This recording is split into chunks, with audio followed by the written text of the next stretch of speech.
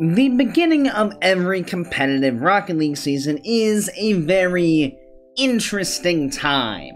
No one's quite sure what to expect from their teammates and opponents, and everything feels like an absolute mess. Being successful early on in a competitive season comes down to two rules. The first rule is that we want to play as solidly as possible, and we want to make sure that everything that is under our own control is done to as high a level as possible. So how we control the ball, what we decide to do with the ball, and all of the decisions we make need to be to as high a level as we possibly can. The second rule is we really want to utilize this early season to practice reading the game.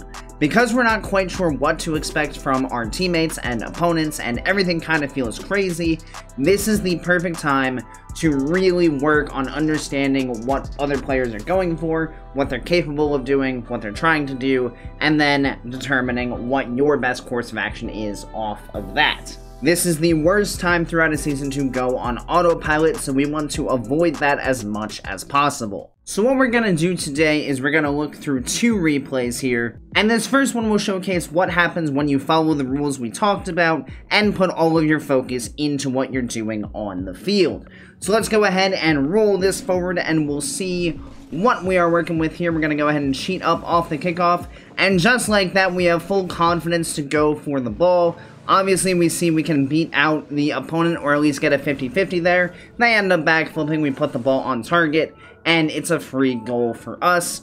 Lovely start. Playing with confidence is also very important. Take a good kickoff here, we grab this boost. Think maybe we can go back in for a 50-50. Probably should have just force challenged that one instead of diving in. Ball comes into the midfield, and we cut it off. So as we rotate back, we see our opponents are in a bit of an awkward place. We see the ball come towards us, and we immediately make the decision to cut around on it and get the clear out. We go ahead and steal this corner boost here, try to avoid the bump. Rotate out now, allow my teammate to come through, try to steal this other boost from our opponent. Not going to happen there, but we have forced him out of position by stealing his first boost, and that's going to give our teammate a free shot and another goal for us. Another solid kickoff. We'll go ahead and take the mid boost. Teammate gets beat. We're going to rotate back here. Doesn't look like there's a shot on target, but we take a little too long to react to it, and this is where we talk about really reading the game to the best of our ability. So if we had recognized sooner that there wasn't going to be a shot here, we could have already been turning out into the midfield, getting ready for this pass across, instead of going further into the net and then having to turn out at a wider angle. Couldn't quite get to the ball because we waited too long to go out for the shot that was coming through. Pops out. Looks like we have a little bit of space here. Gonna go ahead and get a lighter touch. Trying to follow it up, but we mess up our landing on the wall, so that's alright. See our teammate coming forward, so we'll go ahead and rotate out for him. Now pressure this forward, beat this last player, go ahead and check where the other defender is. Was going to go for a pass play there, and this is where we talk about playing solid. We're trying to do a little too much in this instance. The best choice here would be to just go for this ball quickly, try to bounce it off the backboard and put it back out into the midfield for our teammate. But instead, we try to go for a more complicated play, and it ends up with us just getting 50'd back out into our defensive half. Rotating back, we see our teammate has the next play. That's fine. We'll position in the midfield for him. This is a little bit risky to go for. Teammate has the air dribble. It's clear that he's trying to pass it to us, but we're way too close to the defender. We're underneath the ball. That very easily could have actually just been right in our net if our teammate doesn't land on it as he's falling off of his own aerial. Demo the opponent out to buy us some space here so we can work our way out. Not really afraid of the touch here, just going to read the possible pass, go ahead and cut it off. Light touch allows us to get back to the ball and continue downfield. And now we're just going to sit here all threatening, wait to see if there's a mistake, and indeed there is. So this is a great overall play here. We see them coming up, going to the left side of the ball, so we can imagine there's going to be some kind of pass play across here. We can also see that his teammate is a little further back. So this ball comes across, we're going to go ahead and cut it off. We could just bang this ball away, but that would be just giving away possession. So instead we take a light touch, use the rest of our boost to get back to the ball, chip it around to the left side. Now we are low boost here, we're going to get that corner stolen. We only have 12, so we could just immediately run away from this play, but instead we know that Waldo here is in an awkward spot, so we're going to wait to see what he does with this ball. If he chips it around us, our teammate will be right there to follow it up, but if he makes any mistakes, we want to be right here to capitalize. He takes way too much time, tries to actually come back down to the ground to catch it, and we take advantage of that hesitation and slot it right over the top of him into the net. So now, 3-1 lead with 3.5 minutes to go. Things are looking great. Opponent's going to have a touch there, so we'll back off. We see him going to the backboard. Trying to cut it off, but we misread the bounce off the corner. Teammate has a better touch here, so we're going to rotate back into net just in case things go awry. Flip forward now as teammate is moving up the field. Recognize that we have free touch on the ball, so we're going to go ahead and push forward for that. Rotate back as it looks like opponents might have a transition. Instead, it is more pressure for us. Didn't really need to jump here. Teammate absolutely has this touch. It's nowhere near us. We're cutting into his area. And even if we do get a touch here, it's not going to be the best one. So we should just wait for our teammate's touch, because it could become a pass for us in the midfield, and we could have had an opportunity for a shot. Obviously, it's a 50-50, so it wouldn't have worked out anyway, but smarter positioning there would have been great. This one's a little bit awkward. We're going to wait for this touch here. Go up and try to get a 50-50, make sure they can't shoot the ball on target. It's now a free ball for my teammate. We're going to save our boost here as we just coast forward. No reason for us to burn it. Go ahead and chip the ball around. Now again, just applying pressure along their back wall. Gonna get the ball and steal the boost. Should give my teammate a chance to come forward. Again, just forcing forward, not going to try to do anything drastic. We don't want to dive in. They do have the free touch, so us diving in there is not going to benefit us at all. It's just going to put us on the back foot. Going ahead and picking up boost here as we rotate back. Teammate might be able to get back to this, but it bounces out awkwardly, so we'll go ahead and take the next touch. Wait to see what happens here. It's way past us, so we'll go ahead and take some pads as we head back. Teammate chips off the backboard. Another chip. Opponent does have touch here, so we'll go ahead and play safely. Recognize that we can beat them out there, so we'll go ahead and do that. Then 50-50 on the way back just to make our opponent's life more awkward without taking ourselves out of the play. Recognize that there's not a shot coming, so we're going to go ahead and cut that play off. Light touch off the sidewall would allow us to get back to it, except for the fact that we messed up our landing. Teammate passes the ball off the backboard, and we do go ahead and put it inside the post and into the net, and that does it for that game. So as you can see, just understanding what our opponents are capable of in the position they're in, and what we need to do to cut them off, really does allow you to easily win games in a lot of situations. If you're thinking more and outsmarting your opponent, there is not a whole lot they can do to take you down.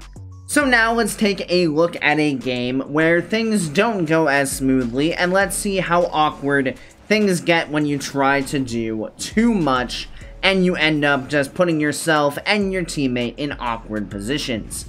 Teammate does do a very nice job of maintaining possession in the corner though, as we rotate back. Interesting challenge there in the midfield, allowing our opponent right around us. Probably should have gone a little bit sooner. We had an opportunity right here if we just went quickly, but instead we shaded back, and now we're trying to challenge at an odd time. Opponent easily gets us in around us, but we do recover back, and the pinch from them was too hard to actually result in anything. Fortunate touch by our teammate is going to pop the ball up for us and give us a chance downfield. Unfortunately, with our lack of boost, we can't get back to it, so we'll just have to rotate out here. So far, so good, except for that one awkward challenge. We'll see how that transpires throughout the rest of the game. Recognizing here that we have space, that our opponent has backed off, so okay, we'll take the time. Don't really have much of a play out with this one, so we'll just take the 50 as we come back to the ground. That's a very smart play overall, just maintaining possession of the ball. Lovely pass from my teammate, and again, we don't do a very good job of putting it on target, and then we dive forward. So this is an example of something in the last game that we would have done differently. We weren't really diving for loose balls that we were probably going to be beat to in the previous game, but here you can see we have our eyes set purely on the idea that we can go ahead and dive in and get a shot here. Little do we know, oh yeah, there's an opponent there who's easily going to be able to take that ball away. Now it's a fast transition. I put my teammate in a terrible spot, and it just ends up in a goal. So one small lapse in judgment leads to an unnecessary dive at the ball, a free transition for the opponent, and an easy goal for them. And again, here's another example of probably not making the best play. So we know we have Zardy here rotating back awkwardly. Our teammate is somewhere in the midfield. If we can get a touch on this ball, we actually might have an opportunity to shoot this, because it seems like we're both racing for this corner boost.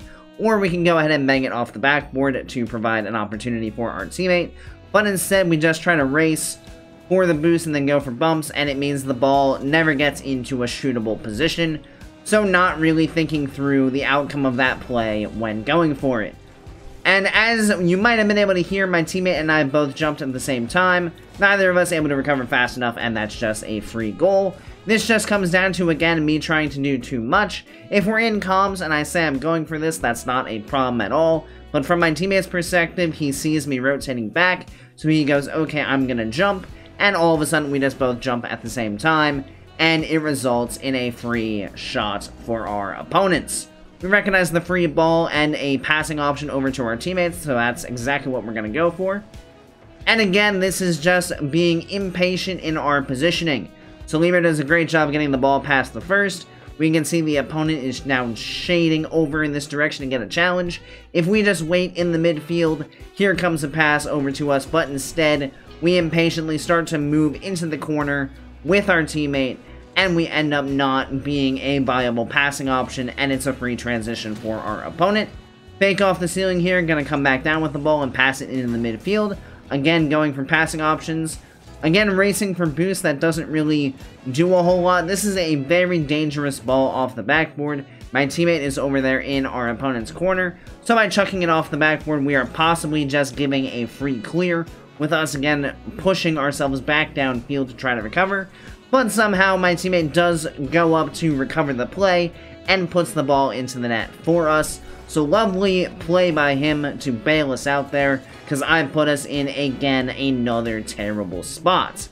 So now with a lead with 1 minute and 7 seconds to go, just have to force our way through the rest of this game. Go ahead and grab the boost there and then play the backboard. We got the block there, now try to come back down and get a block here. Nothing happening, just gonna go ahead and force and rotate back. We recognize the time, so we go get the corner boost. And now more time with this ball. Unfortunately, too heavy of a first touch, and not following it up fast enough allows the defense to come back into the play. But we do get a bit of a block on that ball to allow our teammate time to rotate back. Now here we see a dangerous ball that we know we have to go for as quickly as possible. So this is where game sense comes into mind. We know that with this ball bouncing out, there is a very high likeliness that the opponent is going to be jumping for it very quickly. So we swing ourselves into position as fast as possible, and then immediately jump for it to be able to get a block on that one. Any slower and we get fully beat out to it, and it's probably a goal. Recognize that our teammate's in a bit of a better position to go for that ball, so we'll rotate back into net for him. See the ball bouncing off the backboard and recognize the free clear, so we'll go ahead and take it.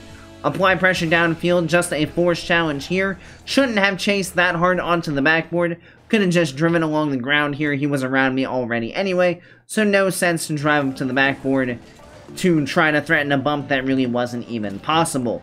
Teammate gets demoed, so we rotate right back into net. Recognize that that shot is high and there's no threat. This is all very important. So as we rotate back here, we see our teammate has the free touch. It's not a great one, and he does get demoed right off of it. If teammate doesn't get demoed right off of it, we possibly rotate wider into net so as not to arrive somewhere too early and kill all our momentum. But as soon as we see our teammate get demoed and the shot coming in, okay, we're gonna head into net. If this ball is on target, we are in a decent spot to be able to save it, but we immediately recognize based on the touch that it is high. We look at this angle, and again, if he hits this, he hits this. There's not much we can really do about it. So we're going to push forward and just see what happens. He does miss it, so we'll continue to push forward. Zardy has the touch around, but we're not really worried about that one because it's to a very non-dangerous place. Teammate putting in the challenge, and again, this is just smartness. 3 seconds left, our teammate has just put in a challenge. We could dive in, but if we get beat, we're pretty much giving up a free counterattack. So we're going to play patiently until our teammate has time to rotate back behind us just a little bit to know that we have the support, and once we have the support, we can then go in for the challenge, and that will allow the ball to be killed to the ground.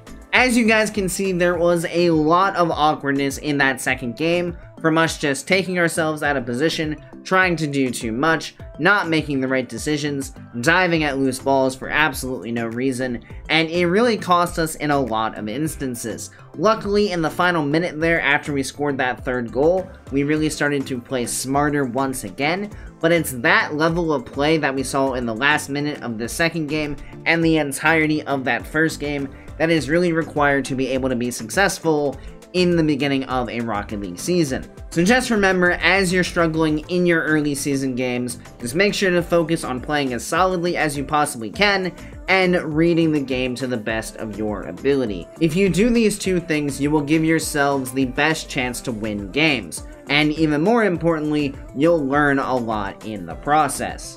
I do hope you guys found this video helpful. Of course, if you did enjoy, make sure you click that subscribe button right down below so you make sure you don't miss any future Rocket League content.